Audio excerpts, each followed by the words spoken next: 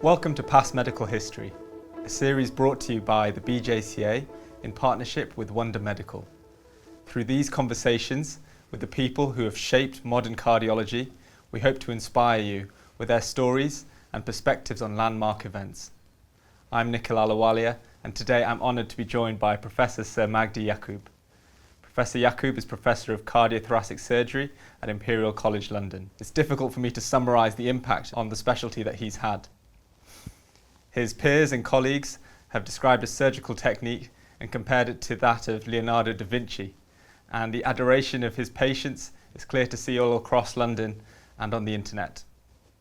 He's pioneered novel techniques and has established cardiac surgery here in the UK with a case record of over 2,500 at Harefield Hospital.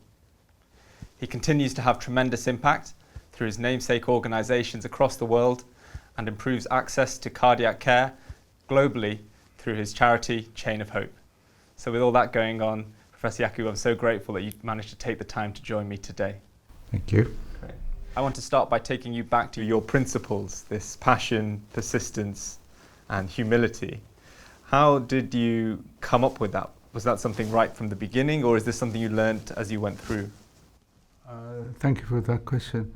Actually, passion, I always had the passion. You could understand that I never veered. I loved what I am doing, and many times people said, hey, you'll never make it, for a variety of reasons, including some of my mentors. I won't mention names, very well-known cardiac surgeon, cardiothoracic. He said to me, you are clever, however. Tell me what the however. We have repaired all the repairable heart defects. There's nothing left. My advice to you, get out of cardiac surgery. But I love cardiac surgery. And he said, well, you're going to be dead professionally. I loved what I was doing. I loved the two things, which are patience and science, which that articulated that later in life, as you said. But at that time, I spent all night, day after day, performing ECGs on the whole ward, trying to understand and show it to the consultant in the morning. So I had passion for the profession, and also had passion for the patients. I saw kids.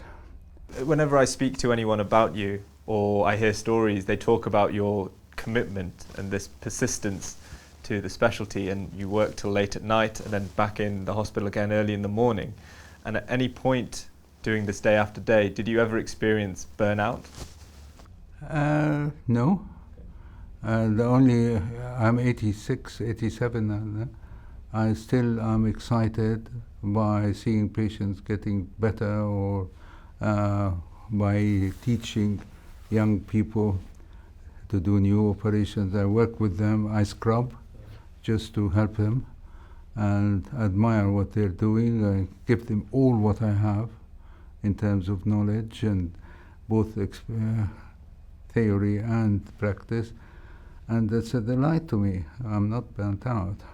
I will go on until I jump. There's a lot of talk about needing 10,000 hours of procedural skill to become a master of it. And of course, with the 2,500 heart transplantations and thousands of other surgeries you've done, you've reached that clinical capacity. But how did you then find time, and how did you decide to do other things like your passion for research and the leadership positions you took in this work internationally? How did you know that you could reduce the number of surgeries you were doing to do these other things without compromising your skills? I didn't reduce the number of surgeries when I was practicing, and now, because I used to go late at night, as you said, I could catnap on a trolley in the OR, or go at home and sleep 2 hours or 1 hour, or not at all. But I would be reading the latest and issues of Nature That came later when I was appointed a professor. I wanted to know everything about basic science, so I read Nature Science and all journals, and I employed a lot of young people in my department. 70% of them were basic science, and the people said, "This is ridiculous. What are you doing? You're trying to put yourself out of a job, because if you discover the basic mechanisms and all what you talk about, you will not be needed." I said, "That will be the happiest day in my life. I'll go and grow oranges. I love growing things." So finding the basic mechanisms and applying science. Now you call it translational research. Yeah, so good for you. But at that time, that wasn't part of the story at all. People realized that like 20, 30 years later, that you need, and it is to say, at least in those days, if you discover the basic mechanisms, you can apply preventive measures. Surgery, as Lord Brock used to say, is the science and practice of performing operations. Okay, but it's now a specialty which is needed in the community. So, but it is badly needed to the extent that you can be overwhelmed. And you have one surgeon for several million people in Africa or somewhere, a disaster. So you need to reduce that size to deal with it, because there are things you cannot, right now anyway, prevent, like transposition of the great arteries, truncus arteriosus. They are born with one artery. You have to do it in the first week of life, or first year, you should say, and so on. So it is a specialty which is needed, but you must reduce the number, and like you said, quite rightly, enhance the quality of what. Don't say, "I know it all." That's the bit about humility. I don't know it all. And the other thing is, what keeps me going now is the fact that I work with young people. They are 20s and 30s being trained, and they are lovely. They keep me young, because they come up with a lot of what it might sound a silly idea, but it's great. So we are always together. If they come up with something really ridiculous, I tell them, I've seen it or not. I give them the experience. They give me the youth, and not being frightened of anything. Let's go. Yeah. So that's, being with young people is a great attribute. Yeah, not disillusioned by the system, and still have that passion. Yeah. Yeah, great. So I just want to spend a few minutes talking about heart transplantation. And I know that back in 1980 there was a moratorium against doing transplantation in the UK. Can you tell me a bit about what the general consensus was and why you thought this was still something worth pursuing? That's an excellent question. At that time, I was a senior registrar, or maybe even appointed a consultant at the National Heart Hospital. And we saw a lot of patients, tertiary referral center, with terminal heart failure, with nothing would work. The heart is damaged structurally, functionally, no way you can do anything to repair it. And we said, my God, the kidney transplanters are getting away with kidney transplant. Why don't we transplant the heart? That was before Barnard. And both Donald Longmore was experimenting in the lab and putting heart and lung, and people were laughing at him because he was a surgeon, but he was running the pump and the physiology, and I loved the guy. And then he went on and into MRI. Fantastic. He was always futuristic, ahead of his time, and he was beaten.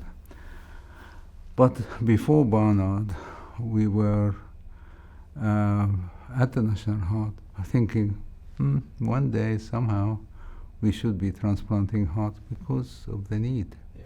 There was a pressing need, and there was the precedent of Roy Khan. You will know of Roy Khan? No? No. Oh, excuse me. Roy Khan actually was a contemporary or trained with Donald Ross. And Roy was very bright. And he became the professor of surgery at Cambridge University. And he was transplanting kidneys galore. He went to Boston and learned immunosuppression and kidney transplantation, started the brain death and all that. So we thought, why don't we learn from Roy? Roy eventually got cyclosporin A as well. He was experimenting with a whole lot of immunosuppression. And those days were only steroids and cytotoxic drugs. But we're getting really, and if you see the results we did of kidney transplantation, it transforms the patient. You say dialysis, but we didn't have a dialysis. We didn't have an artificial heart. We didn't have an LVAD or anything. So these patients were doomed. But we saw the kidney, how patients are transformed after a kidney transplant. And later on, when I was in the program doing thing with kidney and liver failure, and they say do the heart and everything corrects. Actually, we did the kidney first and everything else corrected. It's amazing. So transplantation is a fantastic thing. But your question is, how was it, how the population met that idea? Okay. They were very hostile. The newspapers said it's experimental surgery, and they're doing it for their own glory. Maybe there was a bit of that, but I don't think so. I mean, we came from the patient's need. There was an unmet need, but they just went story, oh, you're against God, against that, you're controversial doctors, you are awful. They attacked us like hell. I was in Chicago, and I was the lowest of the low staff from the university, instructor, assistant professor, that's the bottom, because you have no tenure, you're instructor and assistant professor. I enjoyed it. I was working with students and this and that. And more than that, who comes to lecture but the great Sir Peter Medawar, the Nobel Prize laureate, Nobel laureate, who was a professor of biology at UCL and then at Oxford, but professor of philosophy as well. And he had the most profound effect on my life because I was reading his books. He wrote in 1954 the paper which made tissue transplantation possible. Do you know that paper? Very simply, induction of specific immune tolerance. 1954. It's still allogenic in a mouse. But that opened the doors for transplantation. He came to lecture. Everybody adored Sir Peter. And I got to see him there, listen to him.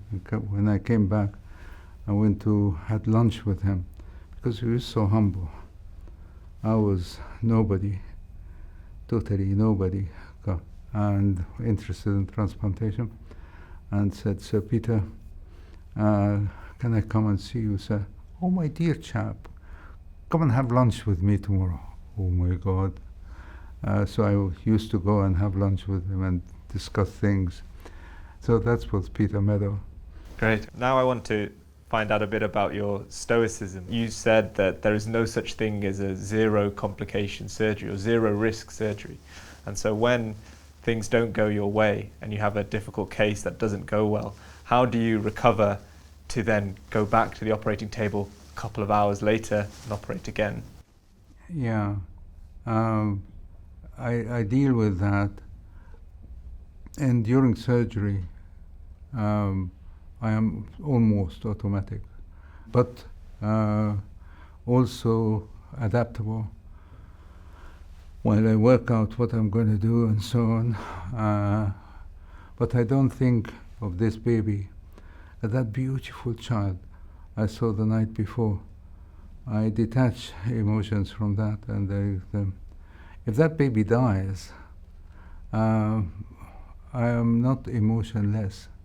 I go out and I'm really sad, and I go and see the parents. Now I learned it later even more, that the parents need you more than anything. So you go and say, I am very sad, almost as sad as you parents, because we have lost this lovely child. Tell them why and how we lost him. I go to my team and say, how do we deal with this disaster? I think it was Prof or Panat who said, hey, if you don't want your hands burnt, don't go into the kitchen. If we get into the kitchen, so our hands are going to be burnt. But what do we do out of this mess? Is it human error? Sometimes it is. And Marc de Laval was the greatest guy who championed the idea of human error. So we say, okay, how are we going to prevent this happening without blameology? I don't say it's your fault, it's my fault.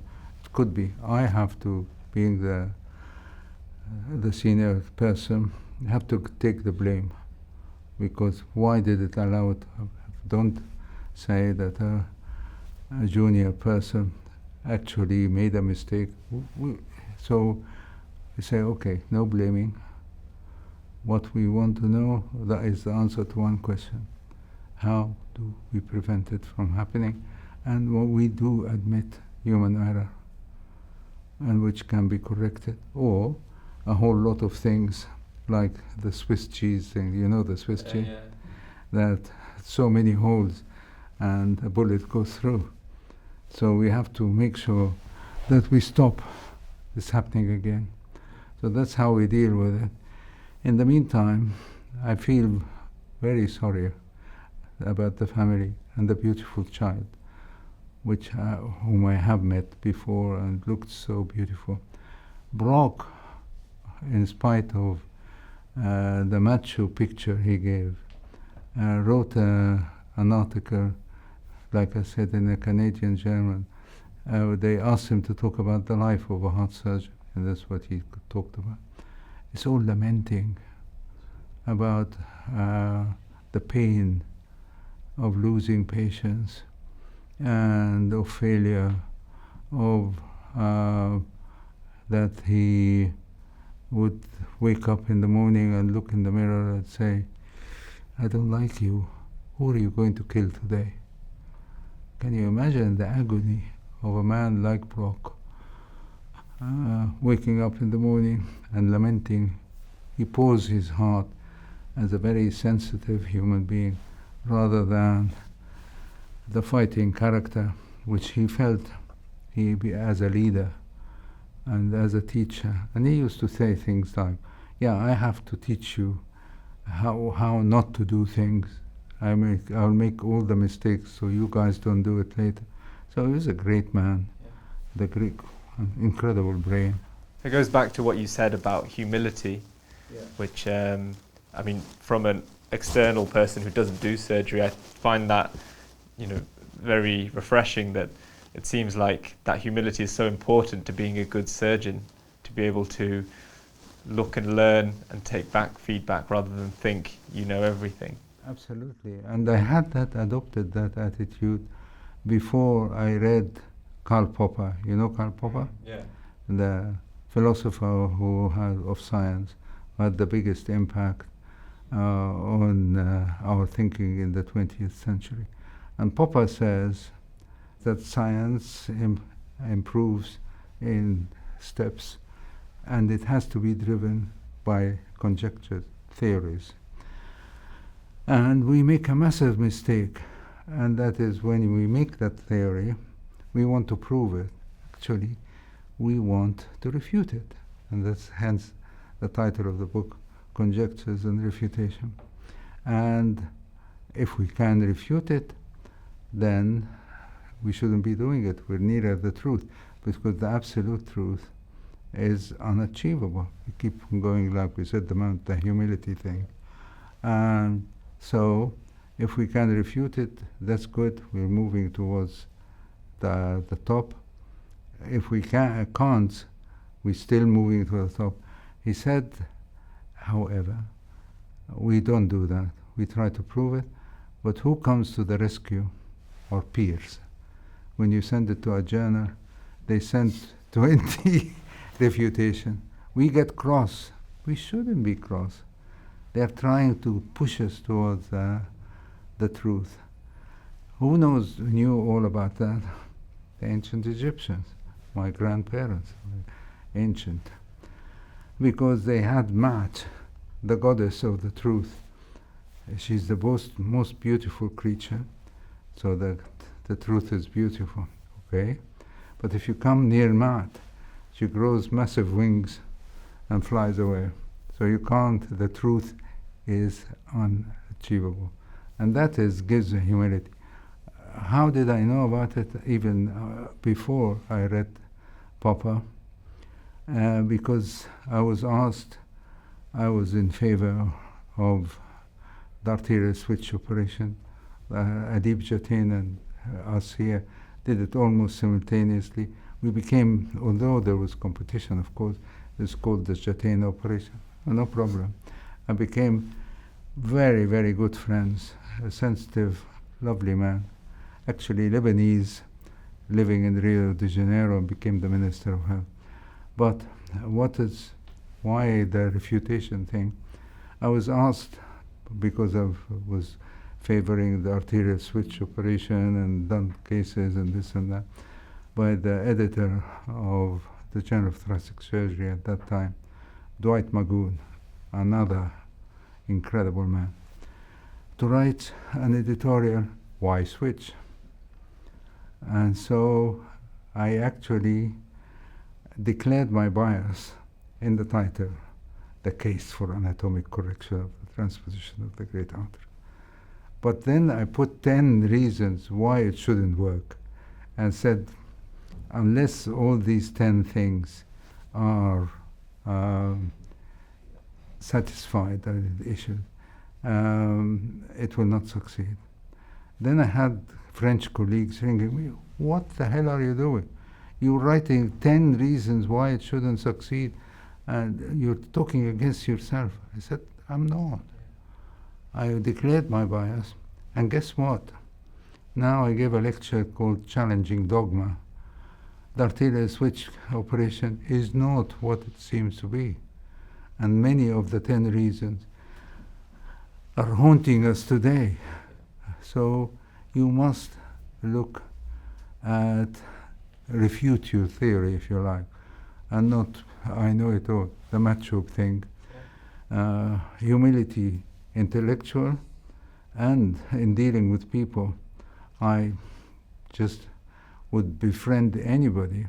And indeed in Aswan, we treat everybody equally, regardless of color, religion, creed, or money. We don't take a penny. And all human beings are equal to us, and we treat them. But I could befriend the cleaner guy, because he's a wonderful human being, and he has skills, he has everything. So I could talk to anybody. The humility is essential in life, dealing with people, but also, more so, in science. Yeah. And so, looking at everything you've achieved clinically, was there anything that you think you wish you'd done additionally or differently, looking back at your clinical career? No, I would do it again, but what remains to be discovered is huge, and I want to conquer two things. Do you know what they are? I think stem cells? No, actually stem cells are coming bottom of the line. Okay. Regenerative medicine, tissue engineering, heart failure, reversing heart failure of the devoted, because seeing people with irreversible heart failure, it's not irreversible, it can go back. This reverse remodeling and all that, so I do a lot of that research. Tissue engineering, I'm learning a lot. That's what occupies me now, and I'm going back to Harefield, because we want to send a paper to Nature where we start with ECM, extracellular matrix, actually not from biological sources, but synthetic, I ask you, and it actually attracts the right type of cell, houses it, and instructs it. And you get all types of cells, because actually I'm following Donald Ross's dogma of a living valve is essential for two things. Longevity, you live longer, and that's being proven now. The Ross operation causes people to live because you need a living valve which has very sophisticated functions which affects everything else, and importantly, which you all care about, quality of life. So that's what's occupying all my mind now. What did you think of the pig heart transplant in America recently? I think it's a big breakthrough. I have to admit, I am on the scientific advisory board of the company which produced the pig. And when they made it the press release, they mentioned my name. Even though I was the person, they say he's our mentor, and he's the conductor of the orchestra. I'm not a mentor, and I'm not a conductor of orchestra, but they are generous to put it, the Americans do, because I kept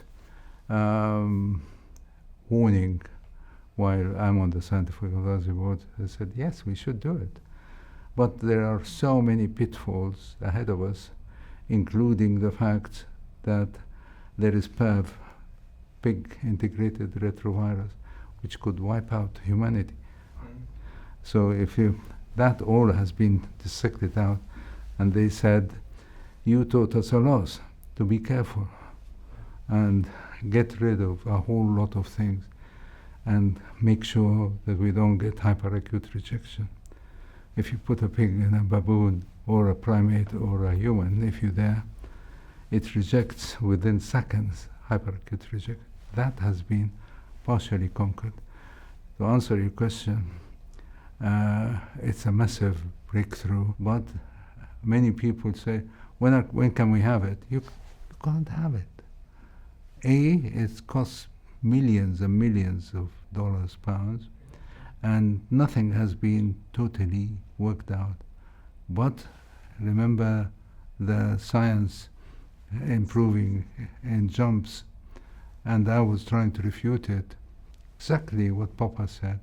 This is a massive jump, but it's not going to be available to the public in the next 2 years. Nonsense. But it has to be recognized as a massive breakthrough. Norman Shumway, who is credited by doing a lot for transplantation, and he has in Palo Alto in California, used to say, I do criticize him at times, so forgive me, I don't like to criticize people, but he said, xenotransplantation is around the corner and will always be around the corner. So he didn't believe in it. He said it will never come. Now it came. It's one breakthrough, but remember the refutations. Yeah, okay. And I mean, you've done so much and there's still so much to do. Have you ever thought about what legacy you want to leave yourself, or what you want to have remembered? I want to leave the biggest number of young people carrying on all what I have learned. So I'm desperate to give them all what I have, and they are already running with it to present it to science and humanity, the two masters I've always had. Humanity first, then science, the truth. Yeah. So that is what I want. Great, okay. And then I don't think there's anyone who's been involved in cardiac surgery for as long as you. And over that period, how do you think cardiac surgery, but also the training, how has it changed in that time? Good and bad, like anything else. The good, it's become routine, because when I arrived at Harefield, they were doing one pump, open heart, every 1 or 2 weeks. And I said, no way, we're going to do 10 a week next week. Said, the guy's mad, get rid of him. And I was humble at that time, and I still am. And so I said, we're going to displace all the surgeons. I said, no way, I'm going to serve all the other surgeons. I'm the most junior boy. Literally, that's what I said. I come and assist you, I come and clean the floor, I can run the pump, I can scrub with you, sir, or whatever. And then they said, just carry on then. But at the beginning, said, he is mad, he's stretching everything, and he's taking over all the glory. I said, I don't want any glory. I'm the little boy, the youngest, and the newest, the boy who can help in any way I can. So now cardiac surgery is a routine. It is a great weapon to fight illness. It is needed in the community. It is what Lord Brock said, it is the science and practice of a lovely specialty. It is a specialty. It's obviously merged with cardiology, and cardiac science is becoming one, and that's what excites me in Aswan, that we are but one. When I arrived at Harefield also, Malcolm Towers said, all my patients are yours, and all your patients are mine. I said, hooray, great. So we worked very well. Now this is happening, the cardiac team. And then what we have as well is the nurses, training them more, and the engineers, and the imagers, and the molecular biologists. Wow, so you guys have got it made. That's what I said, that the cardiac team is now complete. So that's the good. Did you want to know the bad? Yeah, please, yeah. It's over-administration, that they do what I tell you. And all right, there are guidelines, but they are what they are, guidelines. It's not what I tell you, and if you don't do it, I'll sue you for negligence. This is dreadful. What I didn't like in the US as well, the commercialism. That patients, I used to work with the students and do the ruptured aorta in the middle of the night and say, but the patient comes back to our patient. In the UK, they love you still. In the US, he said, doctor, I paid $20 to see you, and you are 10 minutes late. The commercialism making, I bought your services. That's awful. That's bad for the patient, bad for you, because you want to be the champion of the patient. Because as I can't remember, I think it was Brock or somebody said, you can't be more confident than that. You become unconscious and leave somebody in charge of your body. So, but that's my responsibility. Oh my God, this is a massive responsibility. But to say it's commercial, you bought my services, sorry sir, you haven't. And that is why I adore the NHS. It's the greatest system of healthcare delivery. And that's what I talked about the Aswan Heart Center as well. Tell me more about that. What have you been able to change at the Aswan Heart Center, and how have you been able to do things differently and innovatively? From the beginning, it was an extension of the idea of the chain of hope, that there are three things. One, cardiac surgery and cardiac medicine at the highest level, free at entry, really doing the NHS thing. Nobody pays anything, even if they are millionaires or billionaires. We have millionaires coming to our Ross operation, which we do, or a switch, and we don't send them a bill. So that's built in. Training young people to carry on in the future, and research. In research we have several arms. We have molecular, we have imaging, we have population science, so we have a village nearby, so we follow them for the next 20 years. So we're having great fun, all on donations. We convinced the population and the rich and poor again that this venture belongs to them, which it does, of course. It doesn't belong to me, to you, or to anybody else. So they shower the center, especially during Ramadan now, where they send small donations, which add up to $30 million. So they own the center and they run the center. But of course they don't they fund the center. And so that's the model of what. And then the net results, 1,000 open heart a year, 3,000 interventions, all for free. 60% of the open hearts are below 1 year, and 40% are below 1 month. The latest in everything. So it's greatest fun. Amazing. Yeah. Yeah. And finally, I know we've taken up a lot of your time. For these young people with high energy who want to do something, what message would you give them if they're in their 20s or if they're in the early stage, wanting to have impact, wanting to change something? What would you tell them? I think the three things I mentioned earlier, that they have to believe in what they're doing. They have to choose something they have a passion for. They have to be persistent and not go right, left, and up and down. And they should have humility. But the first step is realize what they want, and there are plenty of opportunities because of what we just have talked about, the multidisciplinary nature of cardiology, cardiac surgery. But any other branch now, you have a toolbox which is full of very effective things. So if you don't succeed, it's your fault. Exciting time. Like when you were told there's nothing left to do in cardiac surgery, it still doesn't apply. Yeah. Great. Well, thank you so much for giving up your time so generously. Really appreciate it. I certainly enjoyed it. Thank you.